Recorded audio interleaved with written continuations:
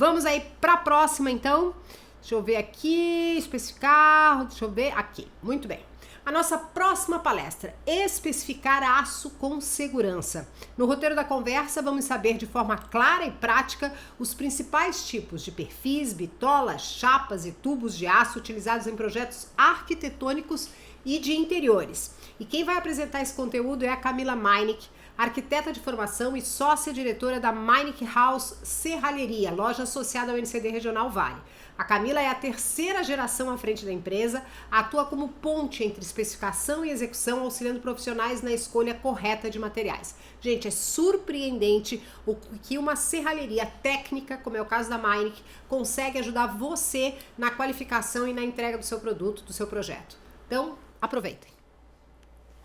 Bom dia a todos, é um prazer estar aqui no Roadshow esse ano, participando, né, dessa rodada de dia inteiro de palestras muito interessantes e que com certeza vão agregar bastante a todos. Começando então, quem sou eu, né? A Roberta já deu uma introdução, mas então meu nome é Camila Meinich, sou arquiteta de formação, tenho 13 anos formado, desses 13 anos, 11 eu tive meu escritório de arquitetura e atuando diretamente com projetos e execução. Então, quando eu transitei, né, de nicho para a serralheria, eu tenho ainda muito essa visão de entender como funcionam os projetos, como tira isso da realidade. E hoje, estando à frente da terceira geração de serralheiros, a gente opta por ter esse contato direto com os arquitetos, entender os projetos e transformar mesmo o aço em design. O objetivo, então, dessa palestra é trazer uma visão clara para vocês dos principais materiais que envolvem o aço e facilitar as decisões de vocês para dentro dos projetos, nas especificações. Falando um pouquinho sobre a evolução do aço na arquitetura de interiores, né? Quando se falava, né, em serralheria, pensa na parte bruta de cerca, grade, portão, coisas muito tradicionais. Então a serralheria tradicional, que existe há muitos anos, sempre foi lembrada nesse formato. Há pouco tempo, relativamente, há mais ou menos 10 anos, é que a serralheria ela entrou no mundo da arquitetura de interiores. Então, há mais ou menos uns 10 anos, veio aquele boom de serralheria no estilo industrial, né? Aquele vergalhão, todos os ferros aparentes na cor preta. Então, surgiu no mundo da arquitetura de interiores a parte de serralheria. Foi um boom, explodiu bastante ali nessa época, mas com o passar do tempo, os arquitetos foram percebendo que, depois que ela entrou, né, como um processo mais industrial, foi se percebendo que ela poderia evoluir para uma parte mais de design, mais fina. Então, hoje, né, ela é um material muito versátil no mundo da arquitetura de interiores. Não se usa mais tanto o vergalhão, só quando quer uma coisa muito específica para um projeto industrial, mas hoje a serralheria ela é utilizada em ambientes extremamente clean. Ela tem a parte do pesado, do aço, por ser um material pesado, mas ela é aplicada de uma forma que um design fica extremamente leve. Então, ela é extremamente versátil justamente pela quantidade de materiais que são possíveis de utilizar. Então eu vou começar a palestra mostrando para vocês os tipos de materiais possíveis e aonde aplicar eles.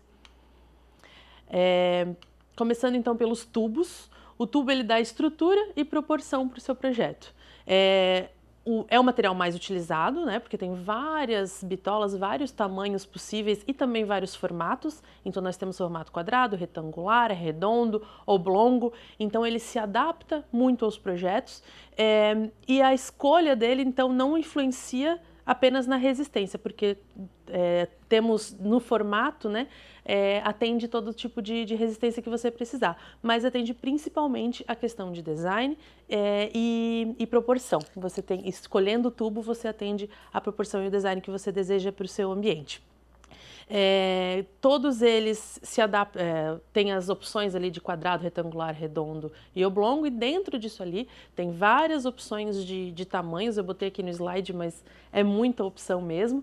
Então começa desde ali de um tubinho 10 por 10, que a gente fala em milímetros, né? Então 1 centímetro até 20 centímetros, então depende do projeto mesmo e tem muita opção. Eu vou mostrar alguma sequência de fotos para mostrar a versatilidade. O que mais era utilizado, né, lá quando começou, há 10 anos atrás, entrar na arquitetura de interiores, basicamente base de mesa no tubinho 30-30, que é 3 centímetros. Só que hoje, com todo mundo conhecendo a versatilidade, a gente pode mostrar muita opção. Essa aqui, por exemplo, é uma mesa, a base de mesa com os tubos redondos e com a base lá embaixo retangular. Então, dá um design bem diferenciado. Essa aqui, um tubo quadrado com as bordas arredondadas. Então, a leveza também, tanto na espessura dos tubos, também acontece onde a gente consegue arredondar ou fazer um formato mais orgânico, tudo dentro do projeto. Aqui são bases de mesa de centro, onde uma delas é com tubo quadrado, a base, uma do ladinho da outra, e outra com a base com o tubo redondo, uma do ladinho da outra formando a base. Então são duas estruturas aqui que formam aquela ideia de ripado, toda feita com tubinhos, um soldado ao lado do outro. Divisórias, o tubo também serve para isso, então formar divisórias em ambientes residenciais ou até comerciais, ou até um cobogó, alguma coisa diferenciada na fachada de uma parte comercial. Então o tubo ele é bem versátil para isso, e todo desenho aqui, nessa foto, por exemplo, o arquiteto fez esse desenho, qualquer desenho é possível ser feito no tubo. Aqui é uma base de um buffet, de um restaurante, então é tubo quadrado que foi calandrado. O calandrado é essa voltinha, esse arredondado que a gente faz. Então, mesmo num tubo reto, a gente consegue fazer o arredondado, consegue fazer o design diferenciado na peça. Divisórias de ambientes, né, entre espaços comerciais. Estantes com ripadinhos. Guarda-corpos de escada, então aqui a gente tem o guarda-corpo com o desenho quadriculado, tem várias opções que são possíveis de fazer, como eu falei, qualquer desenho que você colocar no seu projeto a gente consegue executar. Esse aqui é a mistura de tubos, quadrado com tubo redondo, então o corrimão, né, foi feito no tubo quadrado arredondado, porque a gente teve que arredondar ele para ser essa escada helicoidal. E o tubo ali de fechamento redondinho. Então perceba que além da mistura de tubos, a gente tem mistura de cores, e nesse caso parte de fixação também fica oculta. Então todos os tubinhos redondos estão chegando ali nos degraus sem nenhuma fixação aparente. Então a serralheria também tem esse detalhe. A gente tem que cuidar com a parte de instalação, de formas de fixação, tudo para que não fique sobrecarregado e fique legal dentro do seu design, dentro do seu projeto esperado. Aqui também utilização de tubo, nesse caso um tubo daí estrutural, formando a viga dessa escada, essa escada totalmente autoportante, sem nenhum pilar. Então aqui é uma viga, né, um tubo de 100 por 200, onde foi recortado ele para embutir o guarda-corpo. Então o tubo, além dele, né, ele por si próprio ter o tamanho dele, a dimensão dele, a gente consegue fazer o recorte, embutir o guarda-corpo, servir ele como estrutura, nesse caso como viga, então é muito versátil. Parte de tubos também para estruturas suspensas em gesso, né, que na verdade não fica no gesso, fica fixada na laje, mas fica só para baixo, só os tubinhos, fino, elegante, que pode ser misturado com tela, com MDF, com vidro, com vidraçaria, trabalhar com outros fornecedores. E o tubo também servindo como iluminação, porque como lá na escada eu falei que pode fazer o recorte para embutir um guarda-corpo, por exemplo, a gente pode embutir uma fita de LED, um LED neon, alguma coisa no tubo para servir de iluminação no seu ambiente. Falando em iluminação, aqui são tubos redondos que foram colocados, revestido o pilar com iluminação pontual em cada um deles. Então, os tubos da serralheria formam toda a estrutura de iluminação. Divisórias, juntamente com parte de vidraçaria, então esse conjunto entre fornecedores é muito importante e também aumenta mais ainda a versatilidade. Então os tubos eles são materiais ocos, né? Eles têm a parede ao redor, então a espessura que você utiliza nessa parede do tubo importa. Quanto mais fina, mais frágil, quanto mais grossa, mais rígida, mais estruturada. Então, as mais utilizadas na arquitetura de interiores são as paredes 1.25 e 1.55. Tem também a parede 0,95, mas essa a gente não indica muita utilização, porque na grande maioria das peças de arquitetura de interiores, elas ficam frágeis. Existem as exceções, mas falando de um modo geral, as mais utilizadas, então, 1,25 ou 1,55. Eu especifiquei o tubo 20-20 numa mesa, mas né, conversando com a Meineke ali, a minha mesa é muito grande, não vai estruturar bem.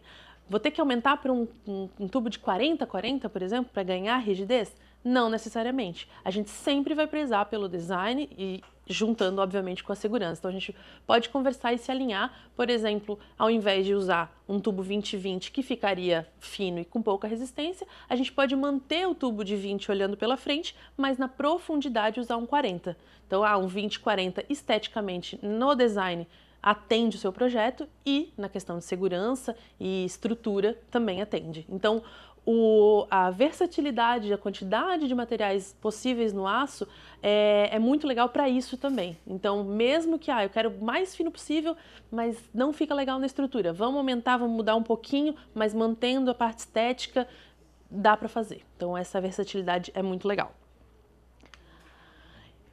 Falamos um pouco dos tubos, então agora falar um pouco dos maciços. O maciço é um tubo preenchido, né? Um tubo maciço. Então, em relação às opções de tamanho, eles são muito parecidas com os tubos.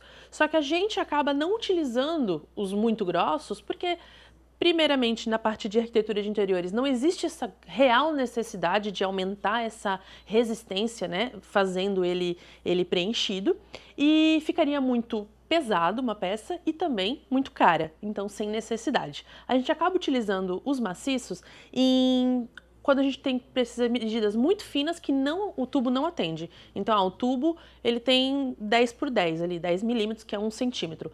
Eu preciso fazer uma peça um pouquinho menor. Daí eu tenho de 6 e 8 milímetros no maciço, então a gente parte para eles. Maior que isso, né, a gente acaba indo para tubo porque, como eu falei, realmente não existe essa necessidade real. Aqui, por exemplo, é uma adega, então a gente precisa mais fininho para ficar mais delicado, realmente chamar a atenção do vinho, acaba utilizando o maciço. Nesse caso, ainda uma dupla ali, né? A gente tem um maciço menor e um maior pela estética, pelo design que o arquiteto queria nessa adega. Aqui, só os tubinhos maciços fixos na parede, ali atrás, só saindo ele, fino, elegante, ali só para apoiar o vinho. Aqui o maciço sendo utilizado numa peça maior, então aqui é uma cristaleira, né, uma estante, que não queria ser fechado totalmente, mas queria ter essa divisão, digamos assim. Então foi utilizado um maciço de 8 milímetros aqui para fazer essa divisão bem legal, então dá essa permeabilidade, fica muito bonito. Aqui suportes de vasos, que também querendo trazer essa questão ficar mais leve, né? E aqui uns suportezinhos de linha ali, esqueci o nome, de costura. Então, quando usar ele? Quando o projeto pede barras mais fininhas, que o tubo não atende, então o tubo que fica, a opção de tubo fica muito pesado para o design, então vamos partir pro maciço. Ou em detalhes de design, em peças menores, e normalmente pro maciço a questão é mais estética do que estrutural, porque é muito difícil a gente precisar mesmo de um maciço para questão estrutural na arquitetura de interiores. Próximo material, o ferro chato. O ferro chato ele traz a delicadeza e o minimalismo.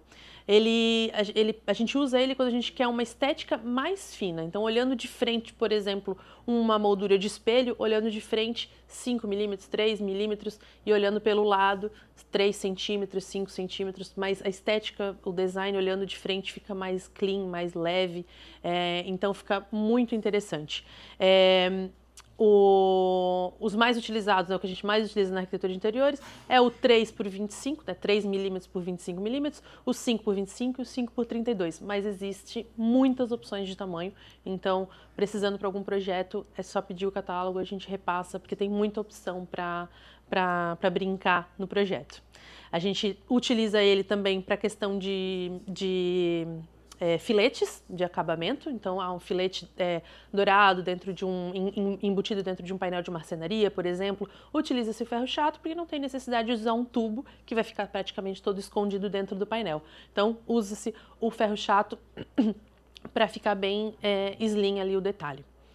Aqui a utilização em um espelho. Nesse caso, a gente utilizou o espelho, o ferro chato em moldura dupla, para a gente colocar a fita de LED neon ali embutido.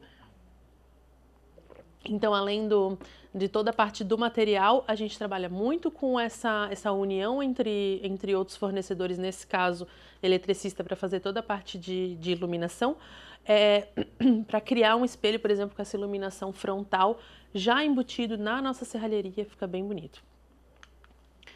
Aqui mais uma ideia de moldura de espelho, toda a parte de iluminação por trás também, né? Iluminação mais decorativa também é possível fazer dentro da serralheria. E aqui um espelho simples, né, sem iluminação, para mostrar também como fica leve. Então, por exemplo, aqui em cima de um painel ripado preto, uma moldura preta quase que some. Então, fica muito legal, um design leve. Aqui já mostrando uma estrutura maior, então uma estrutura de um guarda-corpo, de uma escada, toda em ferro chato. Então existe o tubo para a questão estrutural aqui no primeiro degrau, lá no meio da escada e lá em cima para trazer essa estruturação, e aí o fechamento todo em ferro chato para criar essa leveza no design olhando um guarda-corpo desse, então todo com barrinhas bem fininhas. Aqui essa foto não é para mostrar eu e meu marido, na verdade é para mostrar a peça atrás, que eu não achei foto dela sozinha, mas essa divisória atrás de nós ali é toda em ferro chato, então um ferro chato maior, mais largo daí nesse caso, só que continua sendo fino, criando toda essa divisória. Nesse caso era um showroom de uma loja que era muito interessante criar essas divisórias, e aí o ferro chato veio para isso.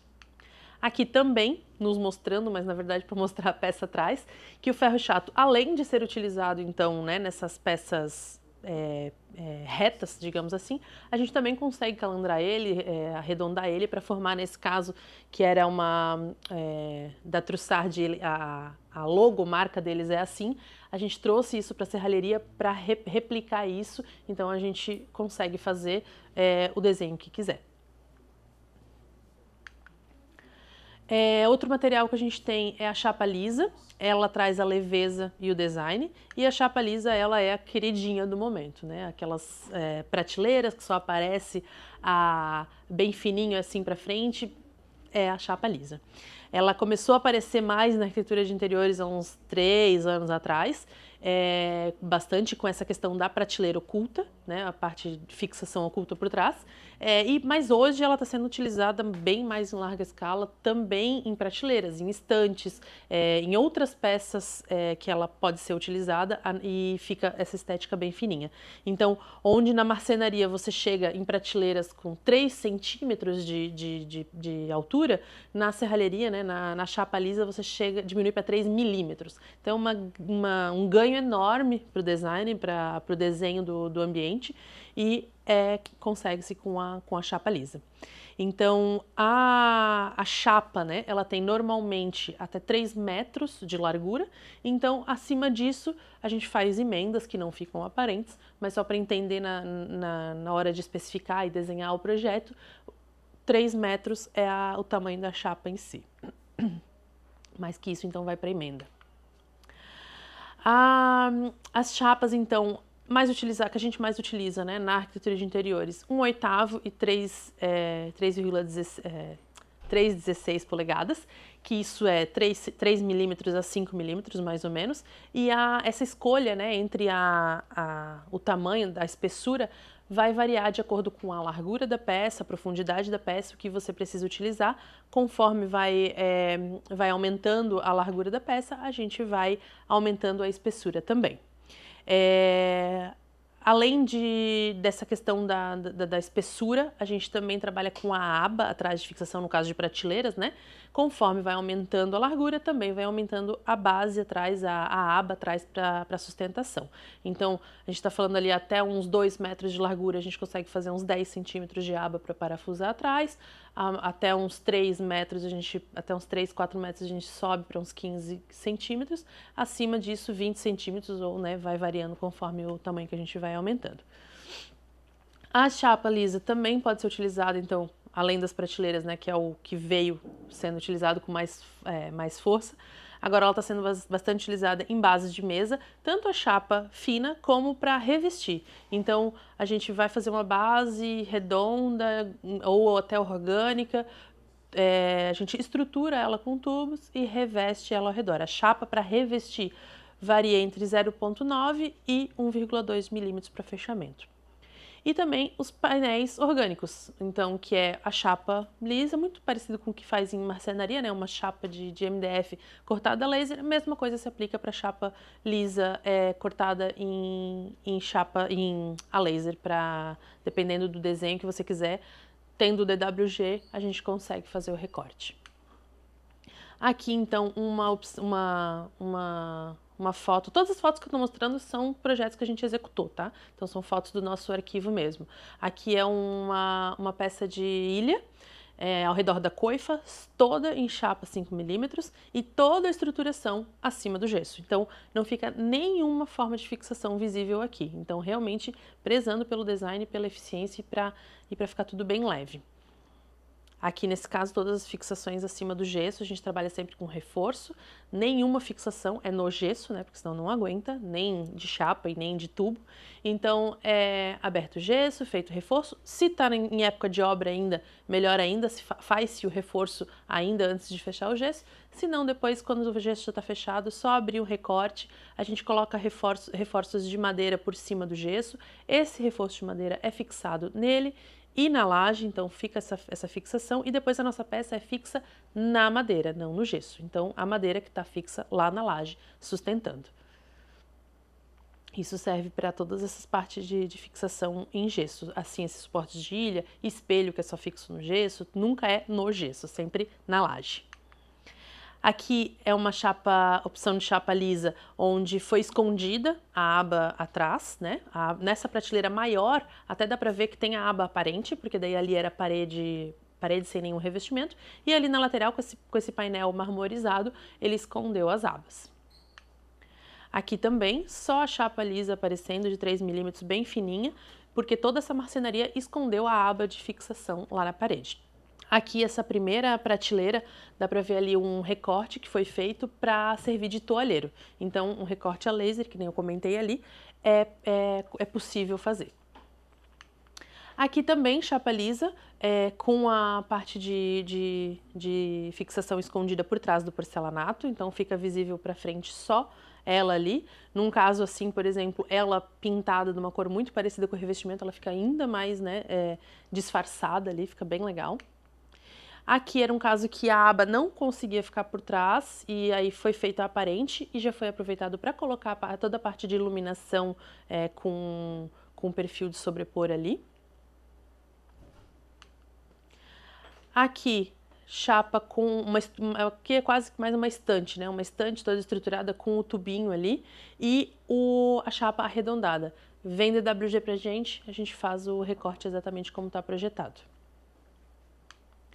Aqui é uma estrutura toda de chapa lisa encaixada dentro de uma marcenaria. Então, toda essa estrutura é chapa, se eu não me engano aqui foi 5mm, então toda estruturada, toda montada por dentro da marcenaria. E também com toda a parte de iluminação por trás ali. A chapa lisa ela tem 3 ou 5mm, então não dá para embutir uma fita de LED, né, um perfil de LED, mas aí na grande maioria dos casos é feito o perfil de sobrepor, aí na cor se for preto ou branco que adequa melhor ao projeto, mas de sobrepor na nossa peça. Nesse caso aqui era de sobrepor lá no fundo da serralheria. Aqui já é um projeto muito maior, mas também para mostrar toda a dinâmica do que a gente consegue fazer. Esse bar aqui, ele tinha, aqui não aparece ele por inteiro, ele tinha 7 metros de largura por 4. todo em chapa, então tudo que vocês estão vendo aqui é chapa, as partes orgânicas todas recebidas DWG cortadas a laser, montadas, e todo o fundo ali também é chapa daí de 0,9 de fechamento, então ele estruturado, até a parte de trás ali aparece um pouquinho o tubo aparecendo, né? Estruturado todo por dentro e por fora todo fechado com chapa 0,90 e fixo todas as prateleiras orgânicas cortadas a laser. Esse bar aqui chegou a 1 tonelada de peso. Chapa lisa aqui para revestir uma mesa, que eu estava comentando. Então essa aqui é uma chapa de 1,20, revestindo para formar todo esse arredondado da mesa. Então existe uma estruturação de tubo interna e a chapa fazendo o fechamento. Mesma coisa aqui, um tubo deste tamanho não tinha a dimensão que o arquiteto queria, então a gente estrutura com tubos por dentro e reveste com chapa ao redor. Aqui mais uma ideia de chapa lisa cortada a laser. Então aqui era para uma adega, esse desenho específico arredondado com esse recorte ali no vazado foi solicitação no desenho do arquiteto, então a gente consegue fazer com a chapa lisa. Depois a gente tem a chapa perfurada, que traz a textura e a permeabilidade em alguns projetos. Nada mais é do que uma chapa lisa que foi perfurada, né? E o perfurado dela pode ser de vários formatos, redondos, quadrados ou até desenhados. Então, a gente tem o desenhado que você pode desenhar e é cortada a chapa lisa, né, no laser, mas a chapa perfurada já existe alguns modelos pré-determinados, de lua, sol, uma infinidade de desenhozinhos que talvez faça sentido para o seu projeto, já existe. Então ela dá essa fluidez, a gente pode misturar ela com os outros materiais, inclusive com a chapa lisa, dando essa permeabilidade em algum projeto. E ela tem as dimensões padrão dela de 2:1. Então é importante na hora do projeto pensar onde vai ficar essas emendas, né? Porque como daí é perfurada, a emenda aparece, diferente da lisa que a gente consegue esconder. A perfurada, dependendo aonde vai ser a emenda, pode ser que fique um pouco mais visível. Então é legal pensar na hora do projeto aonde ficar as emendas para não ficar tão visível. Aqui uma ideia da chapa perfurada na frente de uma gaveta, né? Aqui essa peça ela é completamente toda em serralheria, inclusive o tamponamento ao redor, que normalmente é feito em marcenaria, que é todo em serralheria. Então é uma peça 100% serralheria e a chapa da frente da gaveta é com chapa perfurada redondinha. Aqui o Buffedinen, esse ganhou 2 prêmios do NCD de design, então é muito legal, foi feito com chapa perfurada e chapa lisa, então por dentro ali, e essa bandeja superior é chapa lisa, estruturou ela toda com os tubos redondos e a chapa perfurada fazendo esse contorno ao redor, inclusive de forma dupla, se vocês forem ver ali, tem um tubo, chapa na frente, chapa atrás, então dá esse jogo de visual muito interessante. Então aqui a gente tem chapa lisa, tubo e chapa perfurada. São 3 materiais da serralheria sendo utilizados juntos. Aqui também na parte de um espelho, chapa lisa formando um desenho ali bem interessante. Um carrinho de bar também com a chapa perfurada. Guarda-corpo de escada, essa escada toda é metálica, né? Mas chamando a atenção aqui para o guarda-corpo, todo em tela perfurada redonda. Um balcão de recepção, onde por dentro é o perfuradinho redondo. E forros, até forros então, com a chapa perfurada aqui. Estava em obra ainda, mas é uma academia, então todo numa linguagem bem legal de cores e tal. Utilização de tela. A gente, na tela, mesma ideia de design que a chapa perfurada, então traz a transparência e leveza, só que a tela ela é feita de forma entrelaçada ou expandida do aço, diferente da chapa perfurada, que é uma chapa que foi perfurada, a tela ela é o aço meio que entrelaçado, que pode ser tanto entrelaçado quadriculado como expandido, que são aqueles losangos.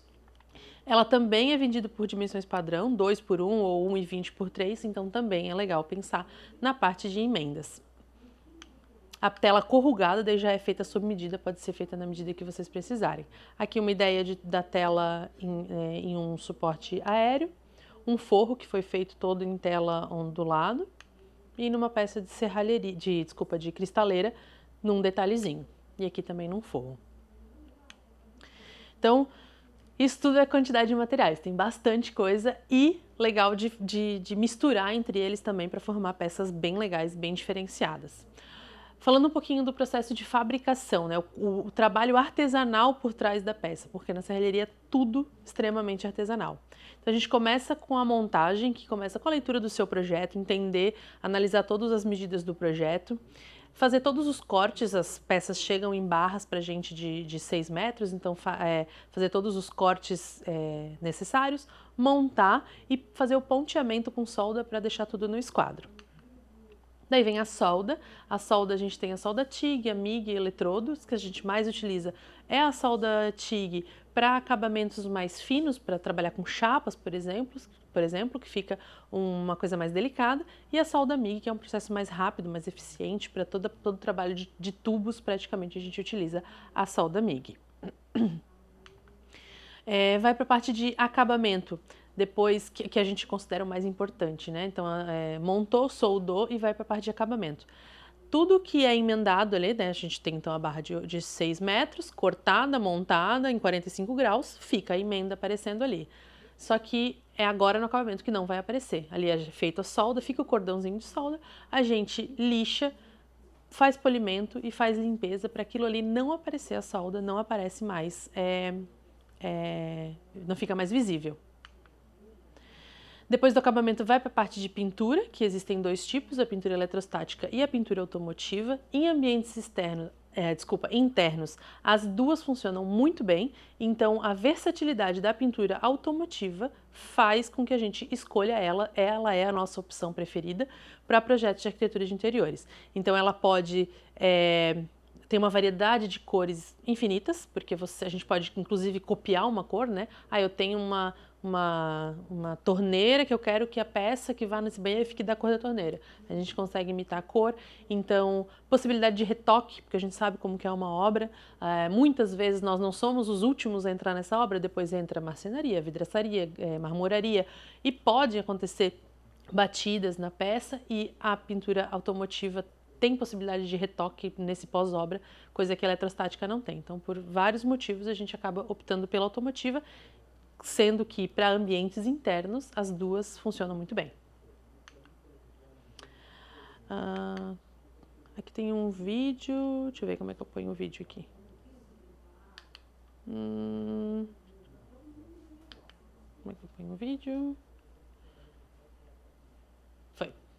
Aí esse videozinho mostrando aqui é uma peça montada sem solda, com a solda, então, que é o cordão para unir as peças, com lixamento e com acabamento, com o polimento, desculpa.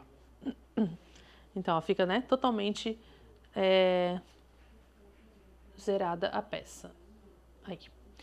E aí, finalizando da parte de produção, né, a gente vai para instalação, que é o momento que o projeto encontra a obra, que também é uma das principais etapas, né, que tanto o arquiteto como o cliente nos contrata para ter a peça pronta, instalada, né? Então, é o principal objetivo.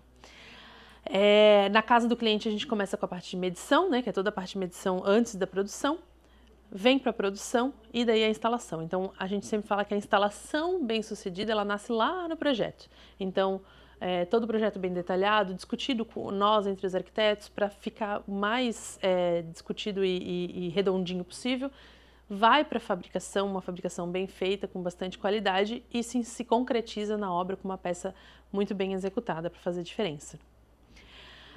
O que faz uma instalação dar certo, né? A medição, ela tem que estar muito precisa, considerando tolerâncias. Então, uma peça de chão a teto, a gente tem que fazer com tolerâncias para entrar num prédio, para fazer giro no ambiente.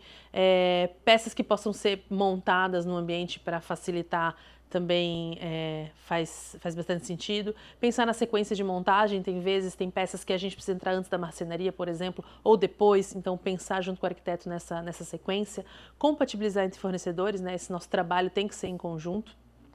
Contratar a serralheria no momento certo, grande maioria das vezes o ideal é a gente ser contratado junto com a marcenaria, justamente por essa compatibilização, e preservar o desenho do arquiteto, que a gente sempre vai priorizar. E aí, então, como transformar o aço em design, né? Utilizando a versatilidade dele. Então, eu mostrei aqui muito rapidamente, porque a gente tem pouco tempo, mas mostrei todas as opções de material. Então, o aço, ele tem uma versatilidade enorme, que faz o seu projeto, a sua peça ficar leve, elegante e integrada, né, no projeto, fica muito legal. E sempre trabalhar em conjunto. Então, quando a arquitetura e a execução trabalham juntos, desde o início, o resultado vai aparecer nos detalhes. Transformar o aço em design é o nosso maior compromisso, é o que a gente acorda todos os dias com ânimo para fazer, a gente gosta muito disso, e esse trabalho em conjunto com vocês, arquitetos e designers, é extremamente importante. Então é isso. Corri, mas tinha bastante assunto mesmo. O nosso Instagram é meinikehouse.serralheria. Qualquer dúvida, eu estou fazendo a especificação do projeto, estou com dúvida, entre em contato com a gente está sempre disponível, de portas abertas, para atender vocês. Obrigada!